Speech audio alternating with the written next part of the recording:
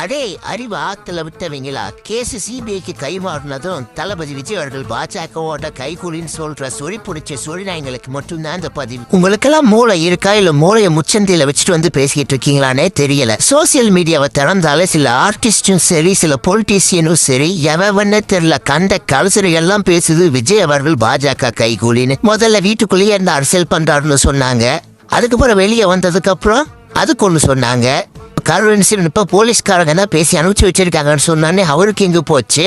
அவர் இருக்க வேண்டியதானு சொல்லி ஒரு கூட்டால இது. அட அறிவுகிட்ட ஆம்புலேட்டுகளா, ரூல்ஸ்னு ஒண்ணு இருக்கு, புரோட்டோகால்னு ஒண்ணு இருக்கு, அதை ஃபாலோ பண்ணி தாகணும். உங்களை ஒரு போலீஸ்காரர் தம்பி கிளம்பி போ அப்படின்னு சொன்னா நீங்க என்ன அங்கேயே நிப்பீங்க? கிளம்பி போவீங்கல்ல. இதுதானே யதார்த்தம். சுயமா யோசிக்கிற எல்லாருக்குமே இது தெரியும். தளபதி விஜய் அவர்கள் அங்க இருந்திருந்தாருன்னா கண்டிப்பா இன்னும் கலவரம் அதிகமா இருக்கும், பிரச்சனை அதிகமா இருக்கும். உங்க எல்லாருக்குமே தெரியும்.